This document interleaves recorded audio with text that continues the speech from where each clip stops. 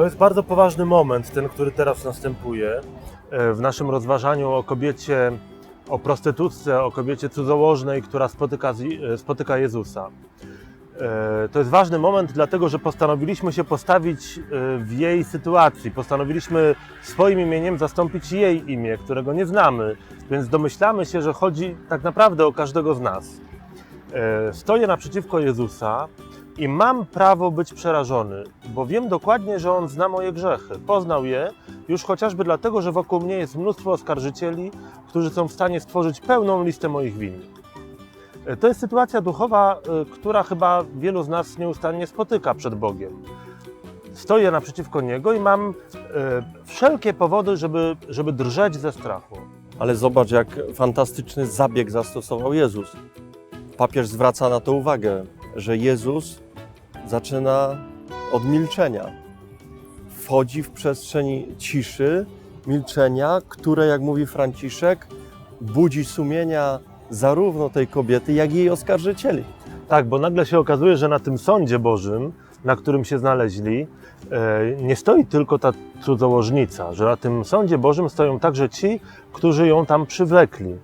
I kiedy papież rozważa to milczenie Jezusa, to, że Jezus o nic na razie nie pyta, że Jezus nie naucza, no to ja mam takie wrażenie, że właściwie można by pomyśleć sobie, że to jest milczenie pełne grozy. To może być milczenie pełne grozy. Kiedy Bóg milczy wobec mnie, to pierwsza myśl grzesznika jest taka: Bóg się na mnie obraził, Bóg nie chce mnie znać, Bóg milczy, żeby mnie ukarać. Bóg milczy dlatego, że nie może na mnie patrzeć, że nie chce mieć ze mną kontaktu. Wybraliśmy to miejsce, żeby o tym mówić, dlatego że na zamku Świętego Anioła stoi figura Archanioła Michała z mieczem w dłoni. Tak sobie przez wieki ludzie wyobrażali gniew Boży. Boga, który jest tak zagniewany, że jest gotów mordować całe miasta, zsyłać na ludzi choroby. Boga, który nie chce mnie słuchać i który nie chce do mnie mówić, albo mówi przez takie przerażające znaki. Ale z drugiej strony mamy tą wizję papieża Franciszka, który mówi, to milczenie Boga tak głęboko dotknęło sumienia, może po to było, żeby tak wzruszyć, tak rozedrgać taką najdelikatniejszą strunę w człowieku, że z niego może się zrodzić nawrócenie. Tak, i to sprawia, że oskarżyciele tego nie wytrzymują, odchodzą, tak? A w życiu kobiety pochwyconej na cudzołóstwie dochodzi do cudownego wyznania.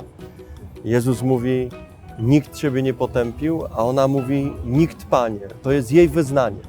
Ona stanęła na tym miejscu i to jest jej wyznanie.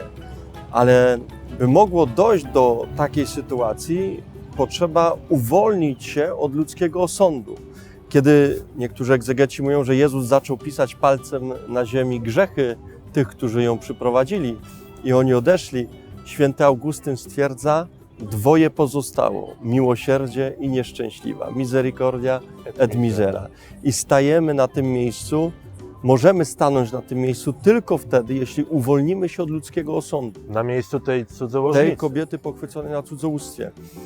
Osądu, który jest osądem zewnętrznym ze strony ludzi, którzy nas otaczają, tak jak to było w życiu tej kobiety, ze strony osądu tych, którzy ją przyprowadzili, ale także od osądu, który jest w nas. My dla siebie samych potrafimy być czasami najbardziej surowymi sędziami i to nam przeszkadza w tym, by zająć to miejsce. I dopiero w tajemnicy Misericordia et Misera pęka ludzki osąd. Cały ludzki osąd odchodzi. Czyli jednym słowem, jeżeli stanę w miejscu osoby cudzołożnej, kobiety cudzołożnej, to po raz pierwszy w życiu mogę pozwolić sobie na powiedzenie, nikt mnie nie potępił, dlatego że sam siebie nie potępiam, ludzie są bezsilni w swoim potępieniu wobec mnie i spotykam Boga, który też mnie nie potępia. Nie ma drugiej takiej pozycji w kosmosie, nie ma drugiego takiego miejsca, w którym mógłbym stanąć i powiedzieć, naprawdę nikt mnie nie potępił. Tak, ja doświadczyłem tego w życiu mojego proboszcza, świętej pamięci już, kiedy dla niego takim momentem misericordia et misera, uwolnieniem od ludzkiego sądu była jego śmierć. Proboszcz przyszedł do nas prawie 11 lat przed swoją śmiercią. Przyszedł do górskiej parafii, tak, w której, nie wiem czy wiesz, ale w górach jest tak, że najważniejsze dla górali jest to, żeby było ogarnięte. No tak. Czyli proboszcz przyszedł i zaczął ogarniać wszystko, tak? Zremontował kościół wewnątrz, z zewnątrz, porobił alejki, parkingi, ogrodzenie na cmentarzu, kaplicę na cmentarzu, lodówkę w tej kaplicy, tak? Górale byli przeszczęśliwi. Dudki dawali, nikt nie narzekał. I w 11 roku proboszcz zaczął remontować plebania. I wtedy się zaczęło. Chałupę se buduje za nasze pieniądze, zamek sobie buduje, wszystko co daje, przestały płynąć dudki, a proboszcz miał chorobę, o której nikomu nie mówił. Miał tętniaka nieoperacyjnego w głowie i wiedział od kilkunastu lat, że może umrzeć w każdej chwili, że może żyć wiele lat, a może umrzeć w każdej chwili. I kiedy ludzie już wylali na niego wszelkie pomyje, choćby i takie, że ten tętniak uciskał mu w głowie i jak na przykład ktoś mówił kazania, a on był w koncelebrze, to zdarzało się, że zasypiał, prawda? To ludzie mówili, cukrzycę ma, ale nie idzie do doktorki, do lekarza, bo by wyszło, że pije. Więc wszystko po prostu, co mogli, to już na niego wylali, tak? I nagle proboszcz umiera.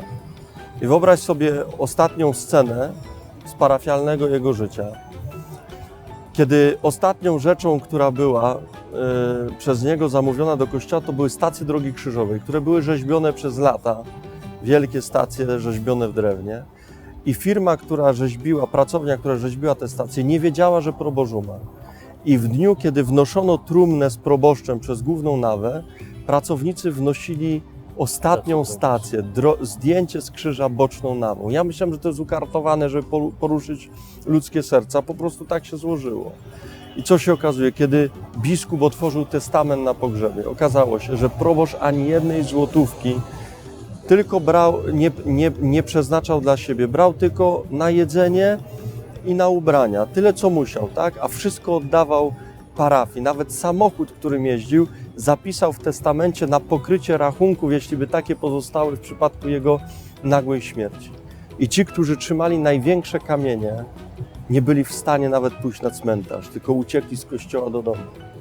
To była jego misericordia et misera. Tajemnica, w której został uwolniony całkowicie od ludzkiego osądu i wyszło to, kim naprawdę był człowiek. Kiedy Bóg milczy, możemy być przerażeni, ale gdy wsłuchamy się w to milczenie, usłyszymy głos miłosierdzia, bicie miłosiernego serca, a oskarżyciele nasi wtedy zaczynają milczeć, bo Bóg mówi słowa pełne miłości.